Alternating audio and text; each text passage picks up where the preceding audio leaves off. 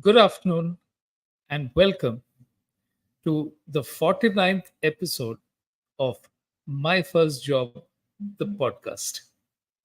Every week, we speak to people who have done marvelous things with their career. And today is no different. My name is Venugopal, and I head Ideascape, an agency that's into branding, advertising, and design. And today, we have the privilege of talking to Mr. Seshadri Venkatesan, who has been, who is the managing director and the founder of NALS Private Limited, a company that organizes outbound treks and tours in the middle of a 4,000-acre estate. He's sitting in a place where most of us can only dream of or look at as a break once in a way. And he's the one who ensures that we go back to our roots. And he's doing it for everyone from tired corporate types to young children to help them understand the value of adventure. Good afternoon, sir. What a pleasure Good to have you afternoon. on the show. Good afternoon, Mr. Nair. It's such a pleasure to interact with you. I'll be delighted to, showcase some of our location here. Thank you so much for having me on board. Thank you, because I think what you have managed to do is something that is really astounding. We'll go over that. And I think when you told me yesterday that, the way you started off in the army, for a lot of people, their first job can be, they work towards it. But I think it's best that you narrate how you came into your first job and from a poster that you saw in a canteen. Yeah, it's a quite a marvelous experience to be at the right place at the right time, and without your planning, things start moving ahead. I think it was one of the biggest breakthroughs where I was walking towards our college canteen. I think in the year '87, sometime in October. I Okay. think we were going to have a cup of coffee. On the way, we saw a small board which says Indian Navy campus interview is going on in our college, and I didn't know about Okay. it, so I just decided to change course and walk into that hall. Matter of 60 students were sitting there, and the campus interview started in all earnest. That was an orientation program. By the end of the day, four of us were shortlisted for the higher level session called Services Selection Board, or SSB program, that happened in Bhopal. And then the rest is slowly I got selected into the Indian Navy. And why I say it is a marvelous experience is I had no idea that that day an interview was going on. It's just that you are at the right place at the right time, and an opportunity came, and then the things followed in all earnest, and I joined the Indian Navy. Wonderful. So you took your chances there. But how would you describe your childhood and what your early influences were? No, very, very beautiful experience. A wonderful set of parents, my dad and my mom. They had all the strict rigors of as a parent, but we had a lot of freedom, love, and care, nourishment at home. Very, very good education, and typical children of those days in the 60s, 70s, you can say we were left out for 8 to 10 hours unsupervised. We could go around the neighborhood, come back late in the evening. We were three brothers and two sisters, and the Okay. three of us had all the freedom to go about. And that perhaps gives us the foundation to explore new things and accept risk very naturally at that. And I believe all people of that generation, or maybe a couple of generations, had that freedom. Much you can much in contrast with the modern day, where we protect our children, we want them to be under our eyes. They have to take All the I time. don't know, I might be exaggerating from a city point of view, but Yeah. rural people still have the same freedom. Yeah. Okay. Okay. And what was the first? So, in a sense, the Navy was your first job. So, what were the early days like? No, the regimentation is very hard. The first 4 months for a mechanical engineer, the regimentation is very hard. It's a very tough environment. A lot of hours on the ground, either on your feet or on your hands. So the Okay. regimentation transforms you from an ordinary shy person to a strong soldier. Courage and strength are very important elements of the armed force life. Compared to the infantry, we are treated with kids' gloves, I would say. Infantry goes through much harder lifestyle change. But once you become Okay. a soldier in the armed force, you never look back. The strength is extremely high, the physical and the mental strength, I would say. So they train you to handle hardships, environmental change. The out of comfort zone is always there around you. You never stay in a comfort zone in the armed forces. So that is one thing in stark contrast with our civilian life. It's a Right. very, very remarkable experience, I would say. Okay. Do you recall any incidents during the first years that sort of made a big impression on you as to how you understood what life is going to be like? No, so many, so many. I mean, every Okay. armed force soldier goes through the same thing, I guess. So the first 4 months of regimentation, they put you through extremely difficult moments, long hours carrying a rifle. Sometimes the words are not very polite. All right, it can be very tough, tough on you. Yeah. But the objective is very Right. simple. They want you to be strong. Do not be very thin-skinned. You can take criticism very easily. There are so many instances where they slowly toughen you up. There are no sleeping hours. You think you are going to sleep, but that is when they call you for a long night of either a march or on the hands down experience. So these things are part of our regular course. I can list so many of them. One of Right. the things which very remarkable is I'm a non-swimmer when I joined the Indian Navy. Many of us are Okay. non-swimmers, so you have to Right. pass a swimming class. I mean, it's a set syllabus before you can wear your first officer's rank. It's a sub-lieutenant rank. So you have to literally drown for a few seconds, or I think it lasted an hour for me.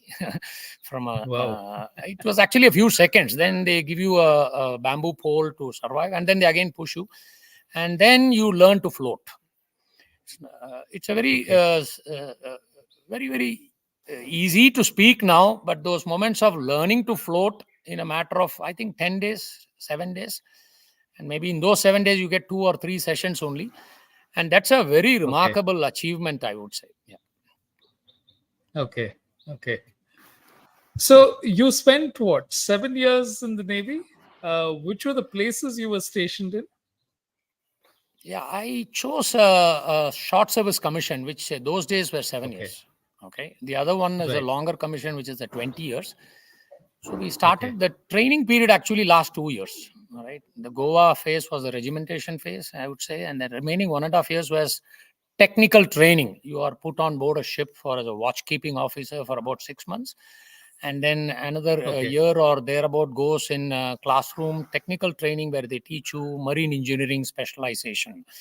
Okay, we are all mechanical engineers from a graduation point of view, and there they convert you into a marine engineer. A lot of technical subjects, extremely high tech.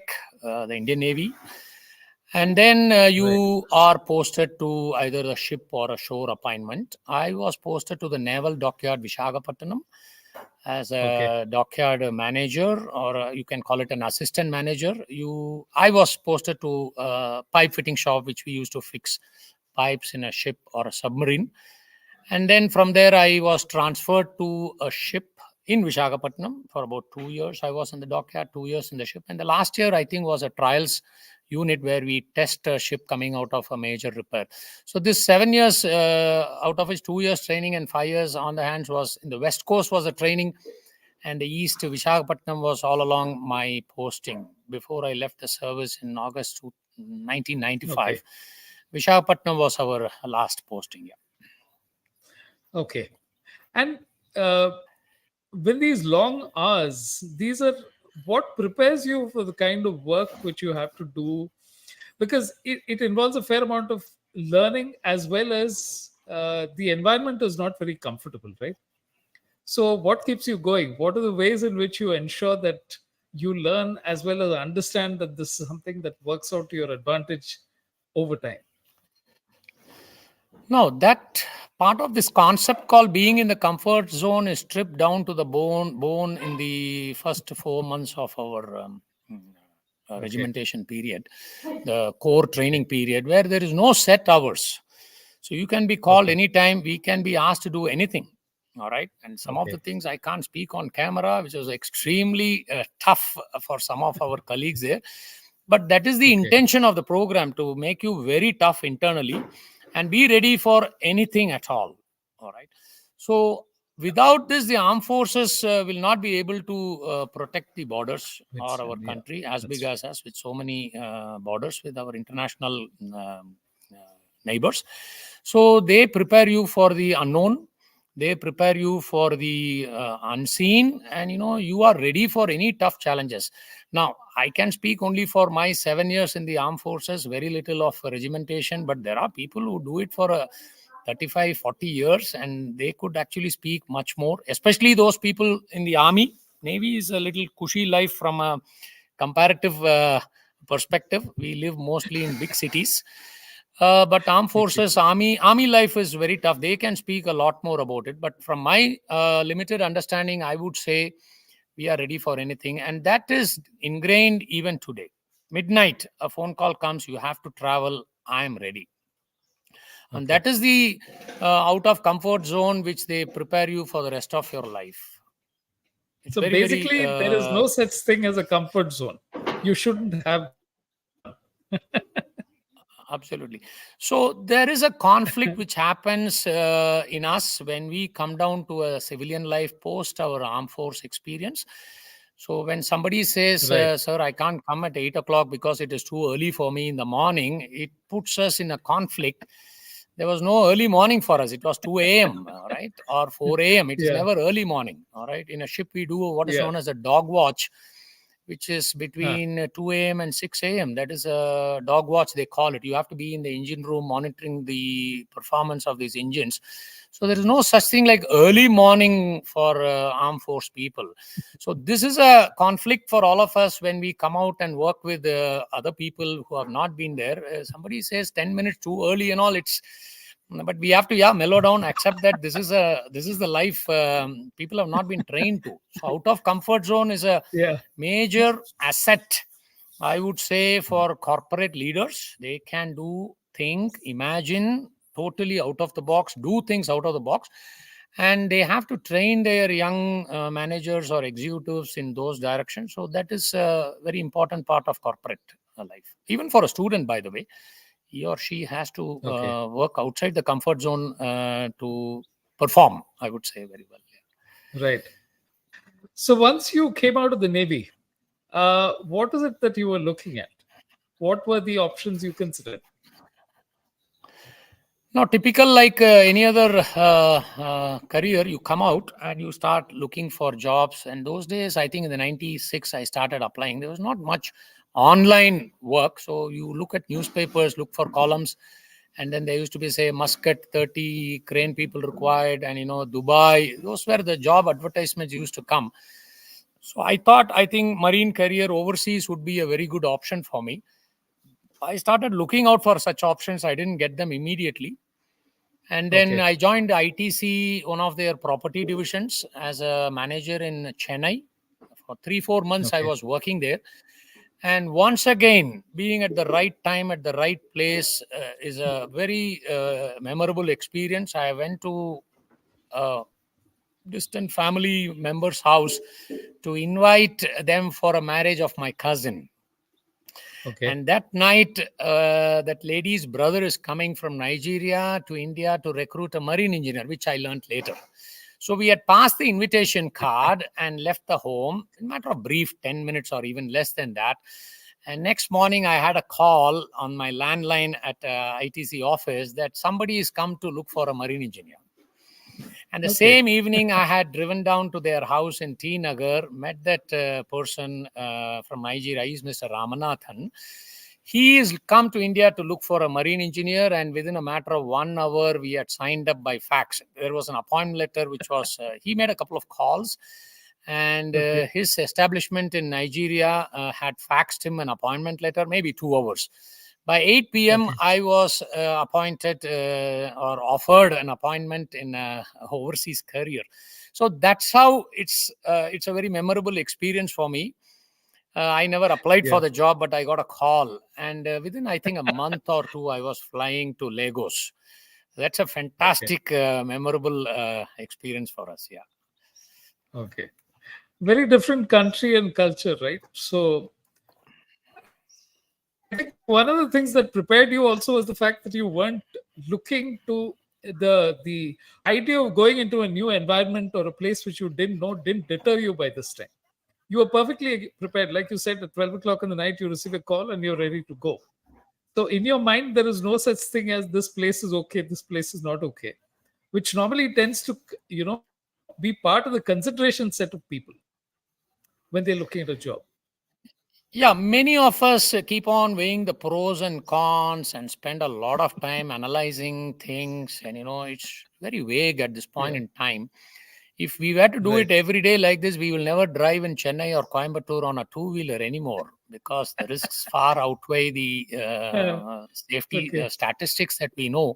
So we just pick up our bike and we know what is a known risk and an unknown risk, and we just drive. Right. So I would say the training in the armed forces Right. keeps you thinking that, yeah, I can take the risk. It's something which it's like a fish in water; they can swim immediately. So you just grab the opportunity, get into the bus, and move on. And there are a lot of negative press at that time from Nigeria. It was under an army rule. There's a lot of bad press. Hmm. Things were not very favorable. The economy was not doing well, the safety, law and order. But then, yeah, you land there, you find one of the most wonderful people that they are. Okay, they are very kind, very Wow. respectful. They call you Oga. Oga is master. Okay, so I had one of the finest Okay. interactions with those people. A few stray incidents you hear about from somebody now and then, but never to our community of Indians who are living in one place in Lagos. So we had my wife also joined me later within 3 or 4 months. We had one of the finest, I think, first overseas and finest at that point in time experiences, learning and working in an overseas environment. Yeah. Okay. So what does the job involve? I just like to tell you that I seem to have lost one phase of electricity. So if it goes off, I'll come back again. I just want to let you know. Yeah. Please go ahead. Yeah, I'm a mechanical marine engineer, so my specialization is to repair ships. Okay, Okay. so it involves the electrical, mechanical, propulsion, power generation, radar, electronics, all those things come under a technical manager in an overseas setting. In Indian Navy, you have a Okay. little more narrow bandwidth. You either do mechanical or electrical. So in the overseas jobs, you are in charge of everything. So that was my assignment. So I used to dry dock these small boats. They were basically fishing trawlers. Okay, they go deep sea Okay. fishing. They come back once in 40 days, and we fix the shafts, we fix their engines, repair them, overhaul them. It's a pretty hands-on job. Okay, you get to know a lot of hands-on things, repairing bearing, replacement of bearings and things like that. So I had a very good team there. They were supporting me very Okay. well. Very good exposure into an international environment, I would say. Different culture. Okay. Okay, so that set the ball rolling for my next job. Okay, that's how things go. I must also add that I lost the job for no fault of mine. I was asked to leave. Oh. Okay, Okay. pretty one fine evening, the chairman said you have to go, and within a week I was back in India enjoying after 1.5 years of Nigerian work. I was back with my family, and I thought this is my life. Okay, go with family. 6 months I Okay. was idling. Literally, I was idling. I was helping Okay. things at home. I had forgotten that I had another career to restart. I was only 30, 31 years old then. Okay. Okay. And then a No, this call is came. My younger brother was in okay. Dubai after 6 months of doing literally odd jobs for my parents, fixing a house, plumbing and things like that. My younger brother from Dubai called. He said, "What are you doing there, man?" I said, yeah, I'm just doing. I said, why don't you come to Dubai? I will send you Okay. a visit visa and a ticket. Yeah, next week I was in Dubai. Okay. A week later or thereabout, I was in Dubai. 4 days later, I was in a ship repair job again there. Okay, Okay. so Okay. it's a very nice environment, Dubai, and I was repairing ships again there. That's how it Okay. goes, coming back from Nigeria and moving to the Middle East. Okay. So one thing is that shows is the kind of resilience that you seem to have, naturally envelopes you. You don't have uh, getting into a job, getting out of a job, figuring out what to do next. It's almost as if you're perfectly willing to go with the flow, but you're always ready. That's a hard, mentally, it's a pretty difficult thing for a lot of people otherwise, because you hear these stories where people say, oh, I lost my job and I felt so, but you seem to just breeze through those, because I think somewhere within you, you knew that this job, there was always the demand for something that you were doing which would help you get to the next stage.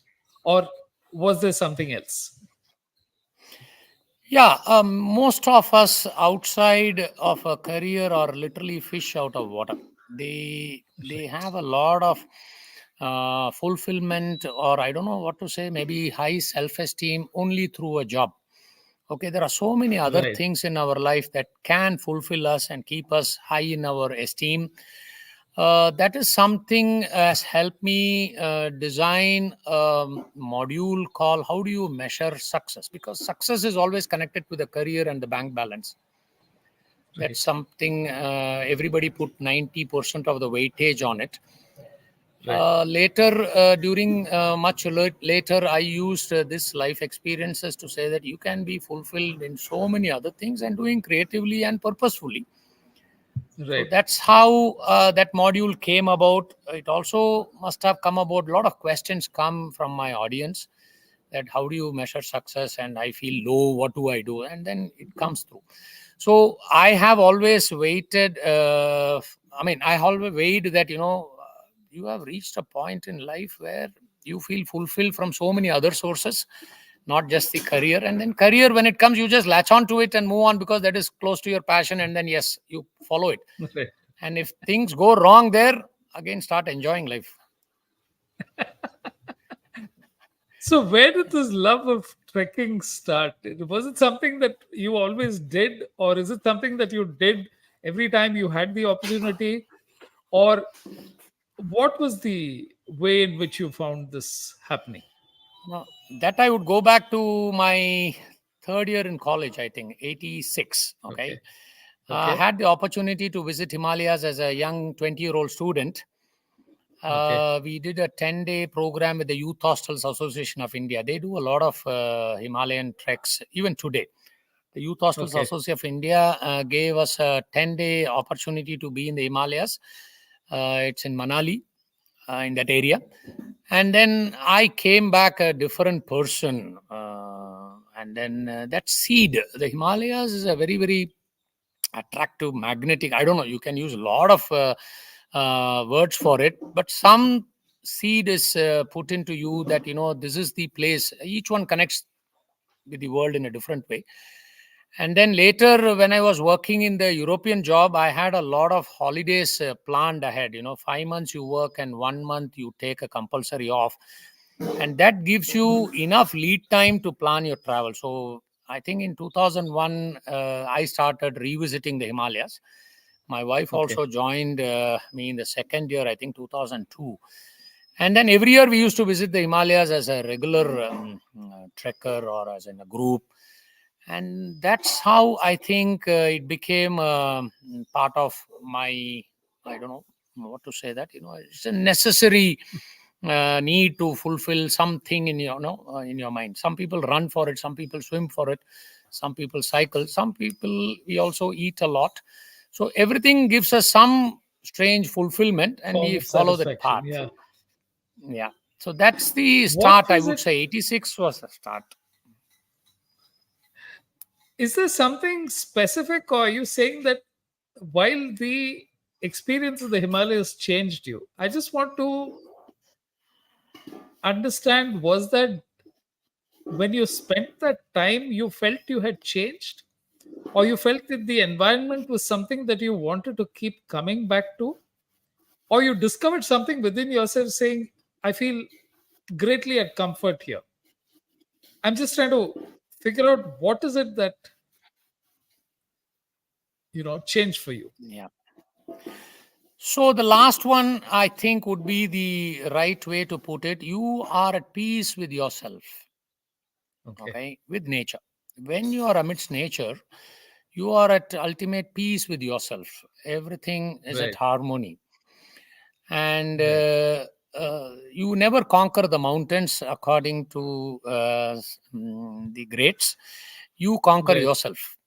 When you climb Wow. mountains, you conquer your inner turbulence, your inner variations. A lot of negativities in us. So I think the fourth visit with my wife in Ladakh, we did a solo trek, they call it. Two of us Okay. just hired a cook and a porter. We did about 150 or 180 kilometers in 10 days in the Marka Valley of Ladakh. Okay. So there we were totally by ourselves. We were wandering and going to the next camp, the next camp, next camp. That was in July 2004. It brought so much of peace and some inner changes. It brought it. I think it gives you ultimate connect within yourself. That this is what you want: peace, tranquility, harmony. I don't know. We all seek this at the deepest level. I think every human being wants to be there, but we also need money, and so we choose So, careers and what we happened during take. that trek? Do you just keep walking? You set off, you reach a camp. There's a designated amount of time that you spend between walks. So, it's just spending the whole day. You would walk for about how much? 8 to 10 hours a day? So the choice is yours. Okay, the distance is fixed. It could be 12 kilometers to 18 kilometers on a given day. So the choice Okay. is yours, whether you want to rush and reach the next camp and sit there, or you take a slower time, you sit wherever you like, dip your legs in the streams, meet some villagers, or talk to somebody coming on the opposite direction, sit in a chai shop, eat the pack lunch. You literally take your time, and the directions are Okay. generally very, very fixed. You don't get lost easily. You are generally Okay. between two tall mountains, and the guide would have said, go straight, idhar jao, udhar jao. And then after that, you take a right, there is a bridge, and take a left and continue straight, you'll reach the next camp. You don't get lost so easily in that Okay. part of the world, because people are also coming in the opposite direction now and then, not so Right. crowded place. So you Right. take your very leisurely pace. And you also go through Right. two high altitude passes, not high altitude passes. I would say 18,000 feet is a medium pass. Hmm. And that puts you through enormous strain, low oxygen, and, headaches and all those consequences of low oxygen, low pressure. So you're also struggling to, walk, and you're thinking, why did you come here?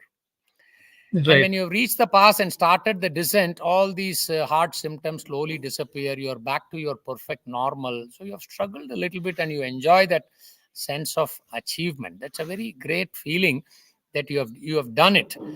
And by the time you choose, you reach around 3 to 5 p.m. The next camp is already set. The cook is waiting with a hot cup of tea or chai, coffee. And then you wander around the place a little bit, settle down into your tents. You can chit chat, and by 6:37 it is already dark. You have your dinner, so you actually pace yourself, and the Okay. distance is actually set by the guide based on our pace. You can do it in 8 Okay. days to 12 days. So we decided to do it in about 10 days, or I don't remember now, maybe ninth day we reached the last camp. Okay. And that is a very I would say one of the highlights of our my Himalayan at that point in time, which Right. dramatically altered the way I looked at life. 2004 July was the turning point in the way I looked at life and career. Okay, when Okay. you are connected with nature and you're not in a group actually is very noisy. Exactly. Even I contribute Right. a lot to the noise. I am one of the largest contributors to the noise when I'm in a group. So when you are alone, The two of us, a little bit of chit chat, and then you're in sync with nature. You look at so many awe-inspiring tall structures, the mountains, and that really brings something inside. I can't explain it Yeah, in an elaborate I sense. can It does imagine. change you. It does change you. Yeah. And when I went back to Singapore, which was my last posting of my European job, in about 3 months, I couldn't sit on the chair anymore. The job is fantastic. The European job gave me, I mean, that's a different topic altogether. Yeah. The European job gave me an excellent exposure to the highest international standards in marine engineering. One of the most high professionally managed companies that I worked for, headquartered in Belgium. But to leave such a job would be very difficult for anybody, all right, including me. Right. Very highly responsible. My boss sits in Belgium, and I used to manage all their fleet repairs in based out of Singapore. A lot of traveling involved. Go to, again, out of comfort zone. Suddenly they call you and say, go to Seychelles, go to Indonesia. There's a problem there. The only thing I can say, miss that such an opportunity, although I love it. Indians don't get visa very easily to travel, right? So you have to wait for a Yeah. week or 10 days, whereas the boss wants you to be there next day to fix a problem. So Okay. so that's how that job used to be for me, and a lot of traveling, a lot of repairs, a lot of responsibility. And when I sat back, I think one fine morning on October 2004, all right, I'm supposed to Saturday morning write my week report to my boss. I was actually typing on my email my resignation letter. Resignation. I don't know Wow. how it came out. It was not planned. I don't know. Okay. Maybe it's been in the thoughts. And I was writing my resignation letter, asking him to allow me to go back to India to follow be with my parents and follow my passion. So, yeah, that's how the thought process work after my Himalayan visit. No, it's remarkable that you say something that started in 1986 when you undertook your first Himalayan youth, the trail that you started with. And then the call of the mountains. I think that's really where 18 years later you felt compelled to go back and do a much deeper kind of immersion, which I think sometimes I wonder if the first one played that role or whether it was simply that after 20 years of working, you felt compelled to go back into that environment where nothing is important except putting one step in front of the other. No, I would say every human being here wants to do something deep down in their mind. Right, They also have, I right, want to go there, I want to do this, I want to meet somebody. But many a time those opportunities don't come our way. We go the regular path. We are working very hard. Holidays don't come by. There is very limited leave, financial strains, marriage, family. So right. many things come our way, and we keep on postponing that deep down desire to do something. I must say I'm extremely blessed, lucky, fortunate. My company had such a leave pattern which matched my desire to be in a certain place. So that I must say, some of us are fortunate to have it, and without that, you have to keep your desires in a key and a locker, and wait for some time in future. So that I would say Right. purely driven by an opportunity that presented to me, and then you use it also. Yeah, rightly said, you use it and you motivate some of your family members or friends to also join, and they're also add to the next year you have to take me there, man. And you did, they also kind of, next year you want to go some other place, they will say you take me there. A casual Right. remark like this motivates you to take the same journey or on a different path. That I Okay. think the Okay. opportunity must also come to us here. So, what happened to the Belgian company? They must have been so surprised, shocked when you put in your exit. They must have thought things were going perfectly well for you. And Yeah, you yeah, decided, yeah, that is a one of the finest parts of my career. I would say I was the only Indian superintendent in a company where there were 43 European superintendents, technical okay, superintendents we call ourselves. And I was recruited by Our client at that time, that company was our client in 2097, I must say. And then they Okay. put me in many projects. So my boss used to sit in Belgium and groom. He's a finest leadership development for me. He did a lot of. I met him only 4 times in my 7 or 8 years in that company, and through phone calls and those days, emails only mostly. He Right. shaped me into leadership development.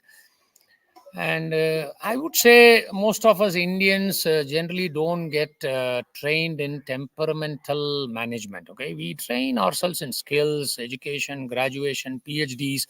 We are very good at all that, but how we manage our temperament, how we manage how to handle criticism, is a difficult area for many of us. So we can easily get affected by somebody criticizing us, or no, we can easily get angry. I would say generally, some of us have gone through this. So my boss helped me shape some of these areas. He said, Shesh, you are a fine guy in technical, but you soon get right.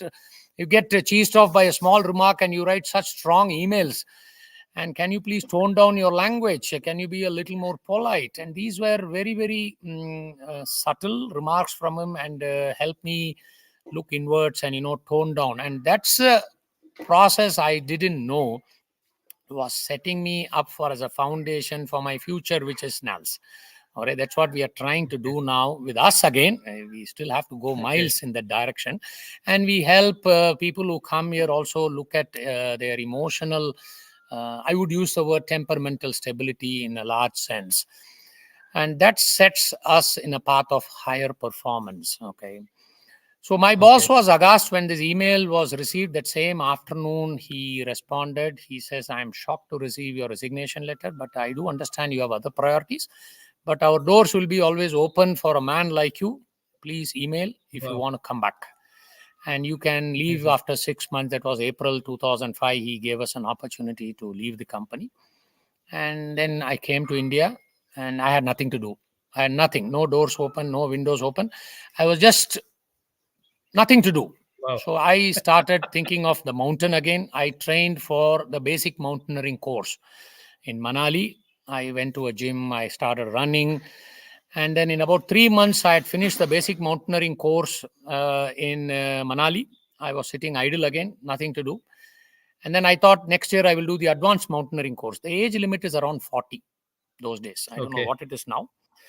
And I accomplished the advanced mountaineering course next year because it's much harder. You carry some 20 to 30 kgs of baggage for 26 days. It's really hard. And you're running and walking with 20-year-olds from Manali and, the mountain belt. You are considered an old man there, 40-year-old walking, trudging at the back. So I didn't want to be called that. So I trained very hard. 4 to 6 hours of training on an average. I live very close to Marudumalai in Coimbatore, and that was my Okay. training area, carrying backpacks and all that. Vellingiri is in Coimbatore, so you climb those 8-9 kilometers with backpacks. And when I completed the advanced mountaineering course with an A grade, which is very tough, Wow. I realized I had accomplished something. And then next year, I did the mountaineering instructor course. 3 year sabbatical went like this, Mr. Nair. You have a Nothing lot to of do except fans. I will training. just play some of the. I'll just show you some of the comments that have come up. Okay. Wow. Oh, my family members. Yeah. Yeah, and I think they're all. You know, this is something that normally doesn't come up in family conversations. And I think the point you made about temperamental management is so Yeah. true. That's one of the things that we're never taught to manage. It's Yeah. very impulsive. But here's the thing: what gave you the mental strength to walk out of something simply because you felt that it is time for me to try something new? Uh, Like you said, even that morning you may not have thought about it. And it's not as if you had a job waiting. You actually took time to. So, what is that internal, what do you say, mechanism? I don't know if you probably, I'm probably asking you to articulate something that you did by instinct. I would say there could be several factors. I'm looking down 25 years behind in my life. So it could be that there are other factors involved. I might not have given enough weightage at that point in time. The stresses on the job, less time with my parents. I missed a very important function. My dad's 60th event was held in Coimbatore. I couldn't be there. So these things all weigh down on you. You miss some Okay. key family functions. You're on overseas jobs traveling across different time zones. You miss key family functions, and some of us put enormous weightage on this, and then that leaves you a bit disappointed that you're missing events. So I would say there are a lot of factors playing down. Okay. And then you are already saturated with the salary, you have seen the world, you have done this, and those things all slowly start, the weightage you give for them slowly starts going down. And then one key measure I would say is, my mother is extremely prudent in finance. She taught us how to save, how to invest, and be independent. I have all the credits to her. Okay, so we Okay. started investing as soon as the first rupee came into our account. We started investing, my brothers also. So I, at the point in 2002, I had a spreadsheet. Okay, very little money. Okay, and I thought I had more money that I would need the rest of my life. Based on some interest calculations and annual returns, I thought that this, if I sit in Coimbatore, this interest and the investment returns are more than enough for me to run a simple life. And Wow. I thought, I keep that Excel sheet aside for a couple of years. And 2004, when I woke up, and maybe a month or before this, I saw that Excel spreadsheet. I realized, this is one of the major factors. Many of us, again, are not taught how to manage your money. We all are taught how to earn money, but how to manage your money prudently, invest it wisely, watch your habits. And now we have developed a very powerful module for young people. In fact, even many elders have complimented middle class executives. Sir, I wish I had listened to this lecture a year or 5 years ago. I have a module called Freedom from Financial Insecurity. Okay, very Okay. powerful 45-minute session. You just need a little amount of money to be free from the insecurity that surrounds all of us, most of us. Even a very, very rich guy is insecure with money, and somebody Right. earning very little can be secure with money, is a concept which each individual has to go through. And I went through that for about 3 to 4 years, and then I said I am free from financial insecurity. And that is a very powerful concept. All of us are going to a career for the money, and then the experience that the job gives us. And when you have other factors like peace and tranquility and all this, and these factors are taken care, and you suddenly have a spark here that, yeah, I don't need or I can do that more better. I'm not saying that this job is bad or something. What if I follow that path, and then this money is more than enough? So that's the reason I stopped working at the age of 39, and I started roaming the mountains. And there is another fortunate thing, I must say. None of my family members came to me and said, "Hey, what are you doing? Enda summa ukandittu irukka. Why are you sitting idle?" There is no pressure. My parents never applied pressure. My spouse, a wonderful lady that she is, she never applied pressure. Maybe a distant cousin might come and, "Hey, what are you doing? Sitting idle, man." I said, "I enjoy life." And now there is a guy who calls me and he says, "What are you doing?" I said, "I'm idling." "Why you are doing this?" "I have earned money." He said, "Teach me." I said, "I never teach free. You give me a free." I said, "Give me a fee." And he was my first financial advisory client at that time. Okay. 2005 December, I coined myself into a financial advisor. And I think on this day, we have around 100, 120 customers in 14 countries. We manage some of their mutual fund investments in India. I help some of them on the psychological side of money, and my wife runs much of that business. I remain an advisor to some of my clients, and one such Okay. client is my current partner. He is the one, I would say, the real founder of NALS, Mr. Rajendran Jogi.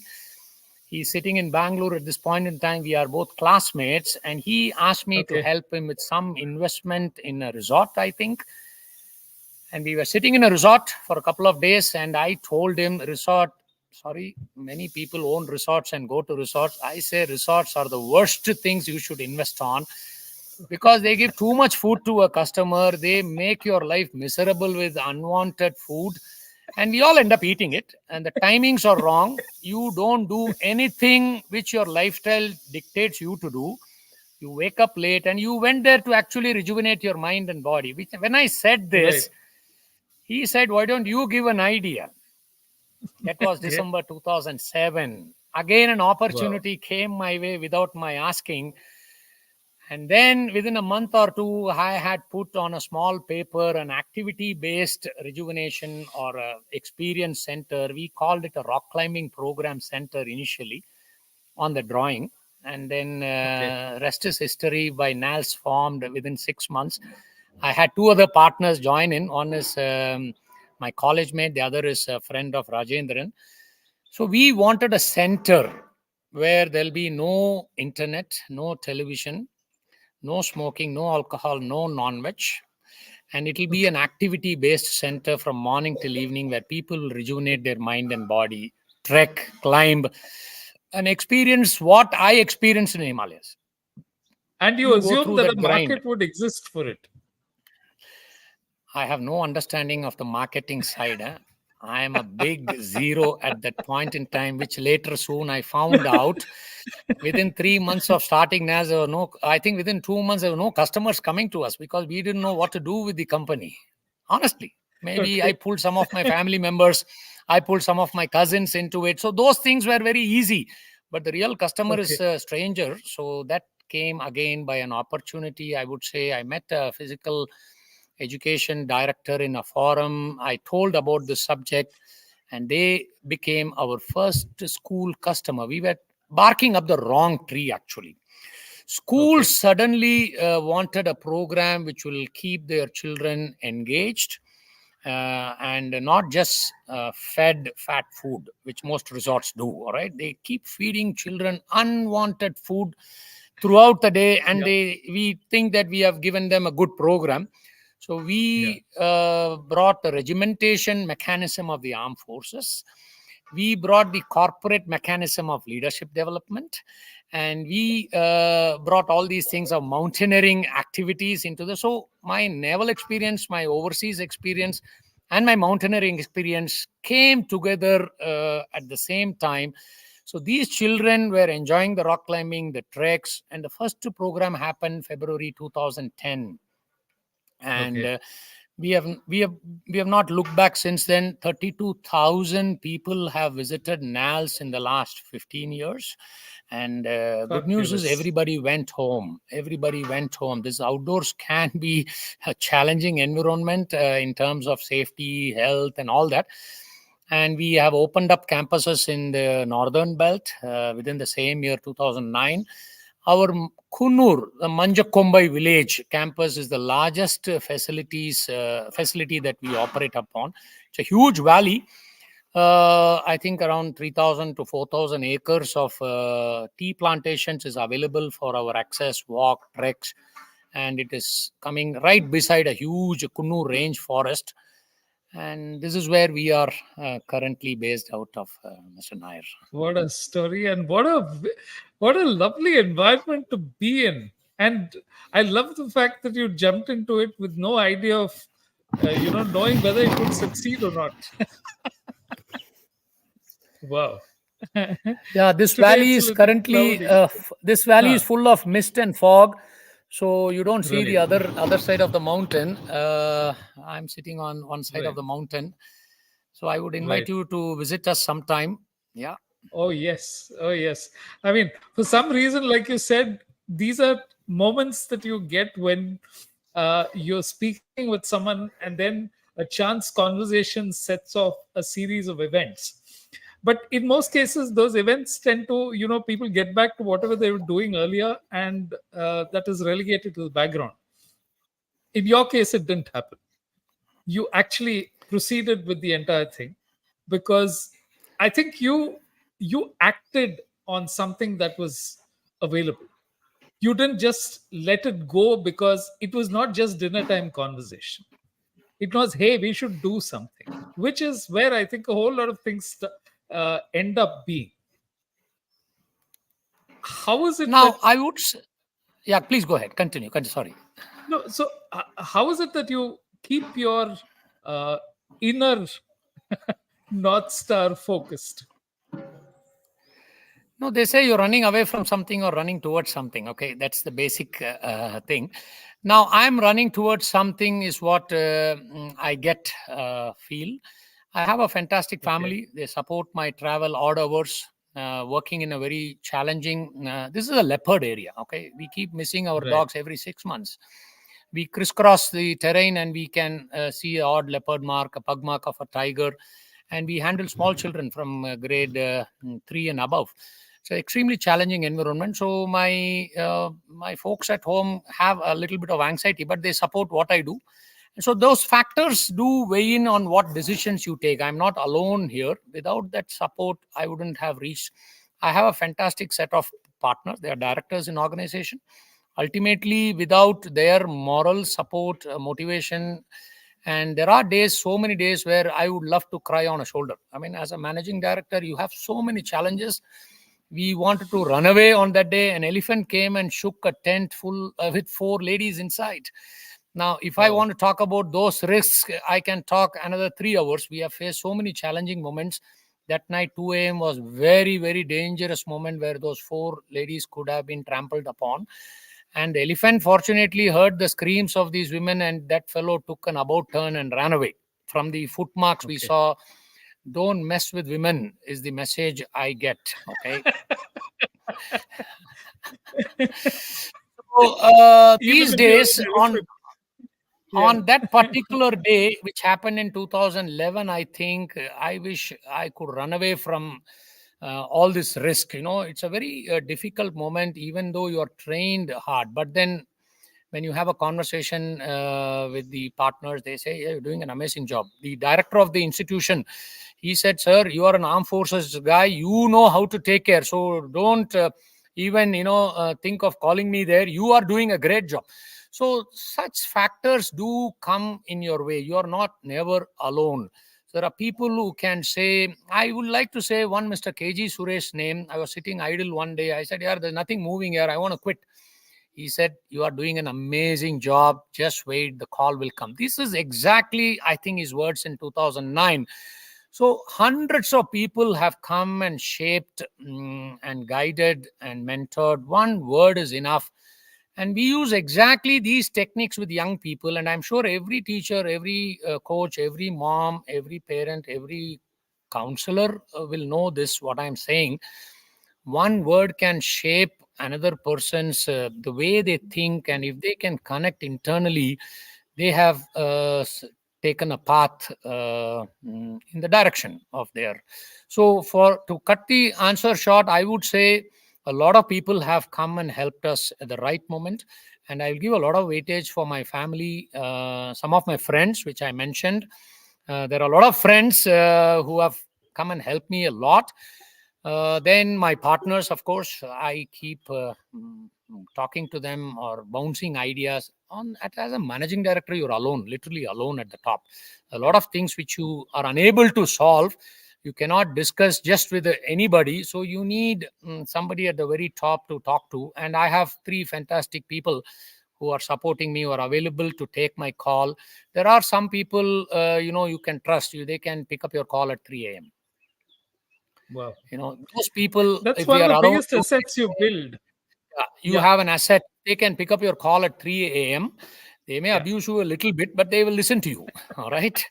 So that's the kind of, I think, factors I would say have uh, kept me going. One of the most difficult times was the COVID period. 2 years, tourism was literally shut down in India. Not a Yeah. single rupee of revenue, and I had nothing to look forward to. The company was literally waiting to close. The revenue was zero. We had, I think, 14 families to feed, and one phone call with my partners, and a wonderful wise decision came. They said, this is our family, put all the efforts in keeping them engaged in whatever way, pay them their salaries, and the funds were available in the bank, and NALS paid all their salaries Wow. for about 1.5 2 years before the first revenue hit us. And these people are still with us, working with us. So I give enormous weightage to our team of trainers, leaders, office administrators. We have a very small team, 14 people.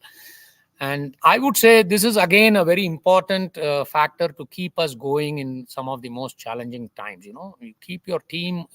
This can't be done alone. What we are doing is impossible to be done alone. Adventure requires enormous amount of committed people working literally Yeah. round the clock. We have carried children who are dehydrated, high fever to hospitals way past midnight. Children jumping out of bunk beds having hand fracture at midnight. We have carried them to Oh, hospitals. So this requires a very committed, enthusiastic, round the clock team. I have them. And that's the reason we are going incredible. still. Absolutely incredible. What is your take on how young people should face the future? You talk to a lot of schools, you're engaged with lots of them. What is it that you want to tell young people about the kind, how they should approach a career? Now, this talk goes in all the forums these days. Young people are facing peer pressure. The media is full of stories like somebody got 69 lakhs on the first job.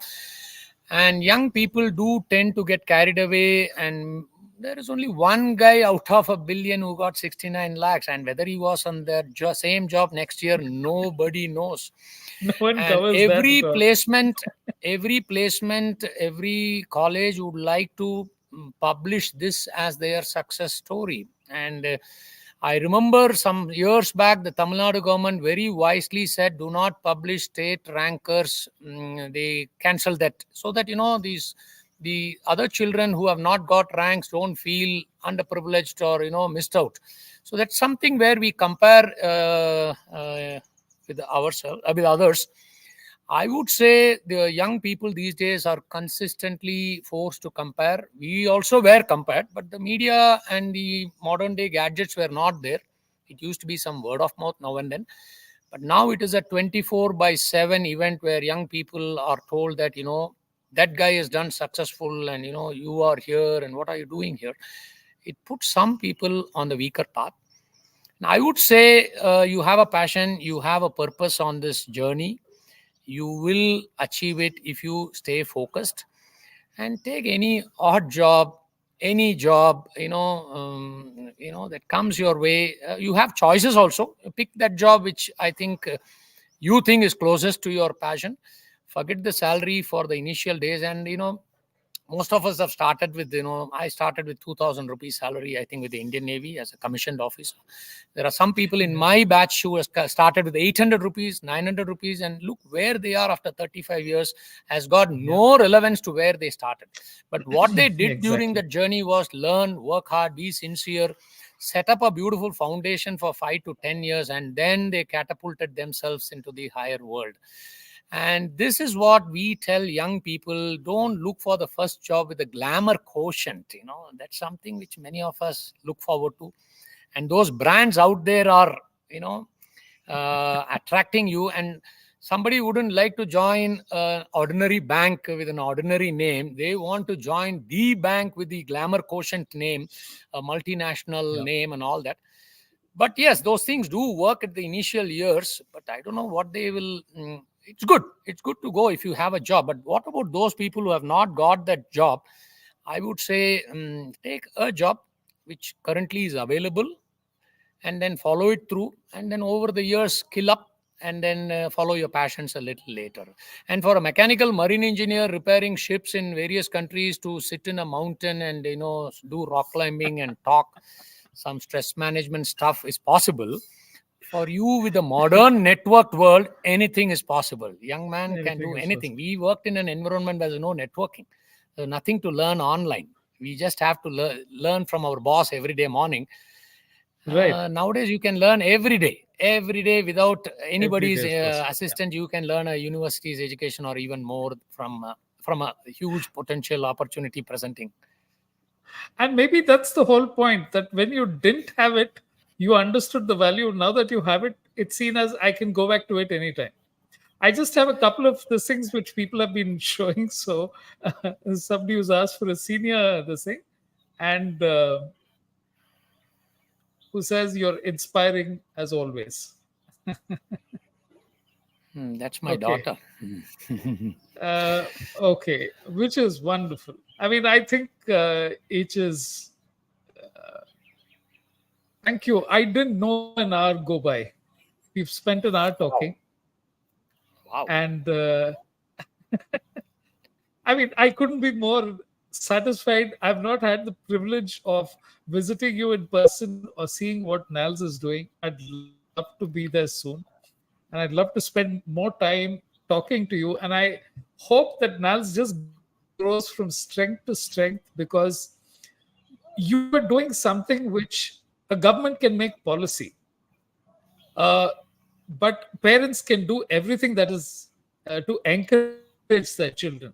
But you're out there on the ground changing minds and giving young people an experience that they will treasure for a lifetime. Thank you for everything that you're doing. And I couldn't be more privileged in having this episode featuring you. So nice for your efforts, Mr. Nair, and thank you, and wish you and the audience a wonderful year ahead. Yeah, thank you very much. Thank you very much for coming on the show. Thank you. Okay. That was Mr. Sheshadri Venkatesan. And what a career. Starts out in the Navy, does marine engineering, and then takes people through a phase of adventure in their life for experiences that they will remember for a lifetime. Next week, we go into our 50th episode, and we'd love to have you back again, listening to another set of career journeys and what it means to go through a career. Thank you, as always, for listening and being a part of the show.